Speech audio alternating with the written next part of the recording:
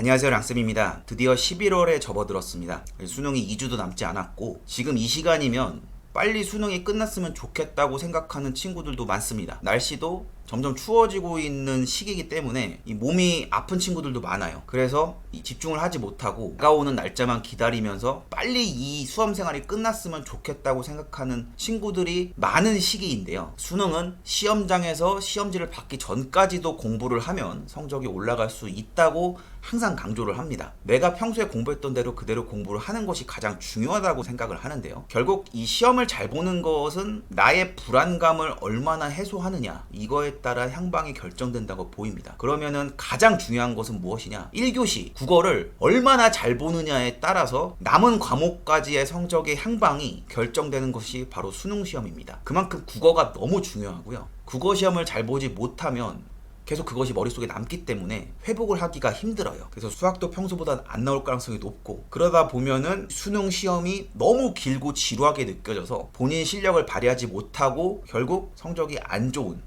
이런 상황으로 귀결이 됩니다. 그렇기 때문에 국어를 어떻게 하면 잘 볼 수 있을까에 대해서 EBS 연계 교재인 수능 특강 수능 완성을 외우다시피 해야 한다, 이렇게 강조를 했는데요. 여기에 덧붙여서 저도 국어 전문가는 아니기 때문에 직접 수능 국어를 가르치고 계신 김재마 선생님께 제가 질문을 드렸어요. 남은 기간 동안 어떻게 국어를 공부하면 최대한의 점수가 나올 수 있을까요? 라고 질문을 드렸는데 그 질문에 대한 답을 주셨거든요. 그래서 오늘은 남은 기간 동안 국어를 어떻게 공부하면 좋을지에 대해서 간략하게 소개를 해드리려고 합니다. 우선 김재마 선생님께서 답변을 주셨던 것은, 남은 기간 동안 학습 측면에서는 평가원의 패턴과 출제 포인트를 행동 강령으로 명확하게 정리하는 것이 가장 중요하다고 말씀을 하셨습니다. 여기서 말씀하신 평가원의 패턴이라는 것은 독서 지문의 경우 인문, 경제, 과학, 기술, 이러한 지문들마다 주어진 일정한 패턴이 있다는 것인데요. 이것은 김재마 선생님께서는 패턴이라고 말씀을 하셨지만 다른 선생님들의 강의를 들어보면 여러 가지 이름을 통해서 이 독해하는 법을 알려주시는데, 그것을 김재마 선생님은 패턴이라고 말씀을 하셨고, 그 주어진 지문의 패턴에 따라서 어떤 행동 강령으로 글을 읽어야 하느냐, 이것을 제가 한번 말씀드릴 텐데요. 문제를 훑으면서 의도를 파악하고 지문 내용을 예측을 해야 한다고 하고요. 그리고 1문단이 가장 중요하다, 중심화제를 찾아야 하고, 독해는 개념과 정의 단위로 해야 한다고 이야기를 해주셨고요. 조건과 결과를 나타내는 수식어가 있는데 이러한 지문에 집중을 해야 한다고 말씀을 주셨고, 잡아주는 말이 있습니다. 그러니까 정리를 해주는 것이죠. 이처럼, 따라서, 그 뒷문장이 매우 중요하다는 것, 그리고 모든이 들어가면은 그 문장 역시 매우 중요하다는 것을 알려주셨고, 문단이 바뀔 때 첫 줄을 주의하면서 읽어야 한다고 말씀을 주셨는데, 내가 무엇에 대한 정보를 읽고 있는지를 생각해야 한다고 말씀을 주셨습니다. 그리고 정보가 나열될 때 숫자를 매겨가면서 확인을 해야 합니다. 내가 천재가 아닌 이상 주어진 정보를 그냥 읽는 걸로 머릿속에 남아있어서 그걸 100%다 독해를 했다고는 할 수가 없기 때문에 넘버링을 해서 적어가면서 정보를 파악하는 것이 문제를 푸는 데 있어서 가장 중요한 포인트라고 생각이 들고요. 각 유형의 패턴대로 읽어야 한다, 이것은 김재마 선생님의 강의에 나타나 있는 것인데, 앞에서 말씀드렸던 것처럼 다른 선생님들은 패턴이 아닌 다른 이름으로 독해법을 알려주고 계시기 때문에 그 독해법에 지금 강조를 하고 있는 화제 찾기, 어떤 수식어에 집중해야 한다, 이것만 좀 더 추가를 하시면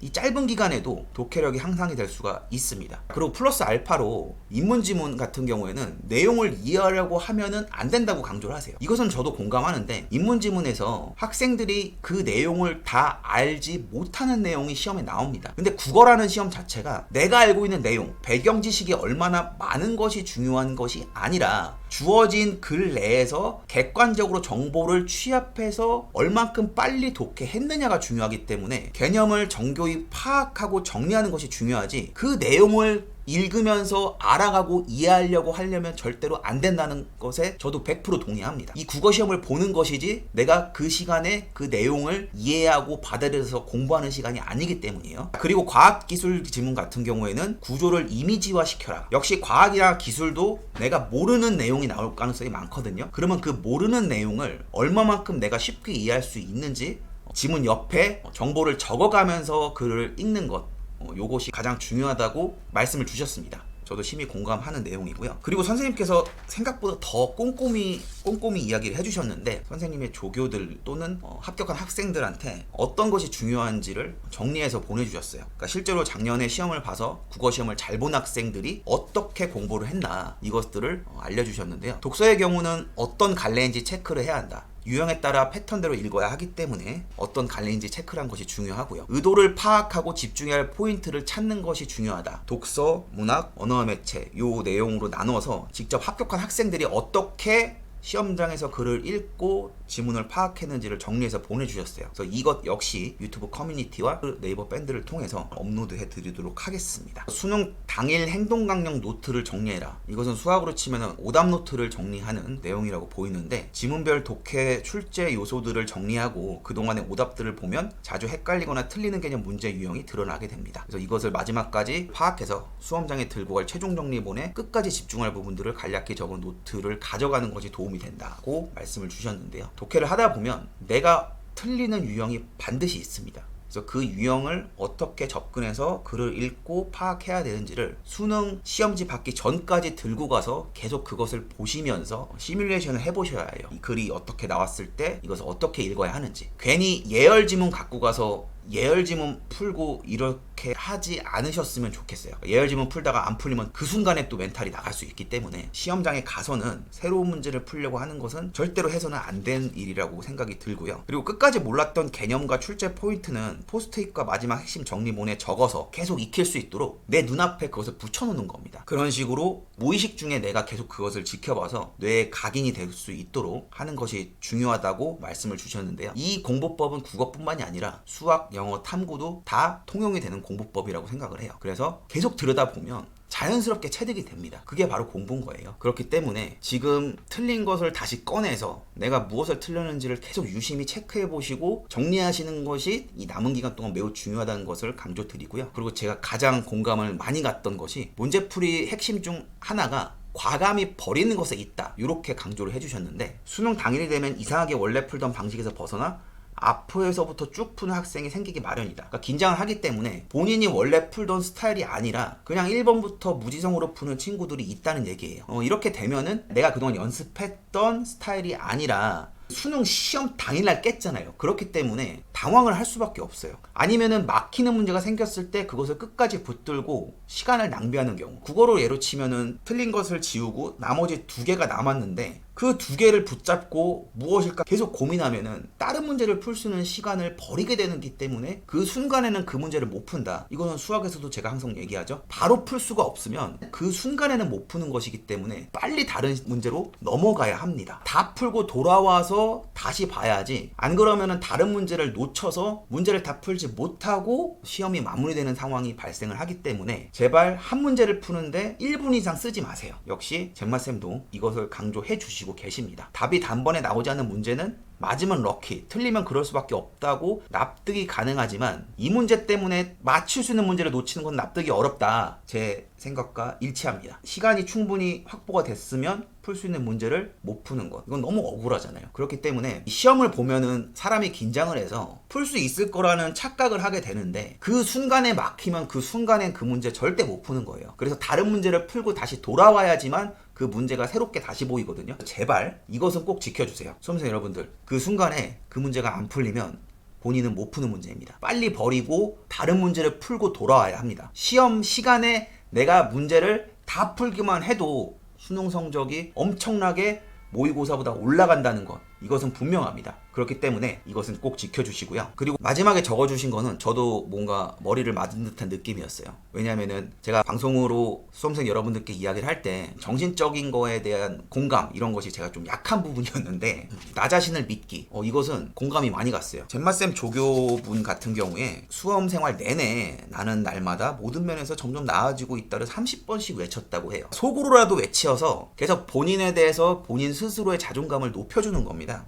마인드 컨트롤 말들도 적어보는 것도 좋다고 해요. 우리의 생각 그 이상으로 말의 힘이 정말 대단하다고 말씀을 주셨는데요. 공부가 안 될 때 차라리 나는 할 수 있어, 시험장에서 문제 다 풀 수 있을 거야, 또는 내년에 행복한 대학생활을 하고 있는 내 자신을 한번 생각해 보세요. 그러면은 뭔가 기분이 좋아지고 본인의 자존감도 올라가면서 자신감이 생길 겁니다. 그래서 남은 시간을 잘 알뜰하게 쓰셨으면 좋겠고, 시험장 당일에서도 문제가 안 풀리면 내가 풀 수 있는데 지금은 안 풀리네, 쿨하게 넘기세요. 다 풀고 돌아와서 풀면은 충분히 풀 수 있습니다. 그래서 나는 최고다, 딴 애들 별거 없다, 그런 담담한 마음을 갖는 것이 이 수능을 이길 수 있는 방법이라는 것을 말씀드립니다. 그리고 실무풀이와 오답 과목별 공부 비율을 잘 맞추는 것, 이것도 한번 읽어보시고, 수능날 팁 중에 하나가 수능날 옷은 여러 벌을 겹쳐서 입는 것이 좋습니다. 패딩을 입고 안에 옷을 여러 개를 껴입고 가서 더우면 하나씩 벗고, 이렇게 해서 본인의 체온을 스스로 조절하는 것도 매우 중요하다고 생각을 해요. 특히 집중하다 보면은 몸에서 열이 나기 때문에, 제 기억에 저는 수능을 보는데 땀을 엄청나게 흘렸던 걸로 기억하거든요. 그러니까 너무 더웠어요. 그리고 학교 내에서 히터를 틀어주기 때문에 생각보다 시험장이 덥습니다. 체온 조절을 위해서 얇은 옷을 여러 벌 겹쳐 입고 가시는 것이 오히려 더 좋다, 이것을 말씀드리고, 수능 전날에는 마지막에 볼 것만 간략히 정리하자라고 말씀을 주셨는데, 수능 전날에 이 마음이 되게 뒤숭숭합니다.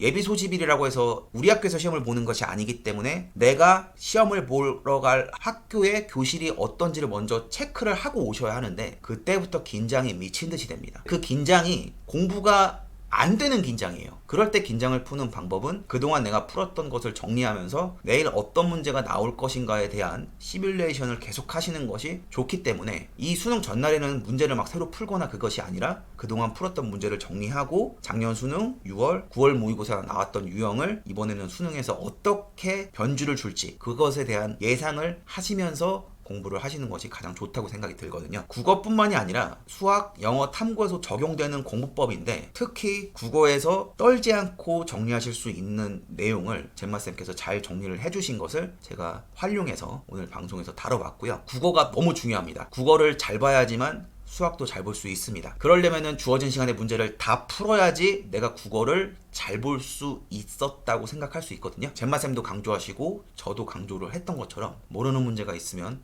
빨리 넘어가서 다른 문제부터 풀고 돌아오시기를 추천드립니다. 이렇게 해서 오늘 방송은 마치도록 하고요. 아직 시간이 많다고 말하는 게 좀 부끄럽긴 한데요, 많아요. 모의고사 아직도 4회 정도는 더 풀 수 있고요. 이 모의고사에 대한 정리도 4회 정도 더 할 수 있습니다. 아직 시간 많습니다. 그렇기 때문에 제발 포기하지 말고 수능 당일까지 최선을 다해서 열심히 하셨으면 좋겠습니다. 여기까지 랑쌤이었습니다. 감사합니다.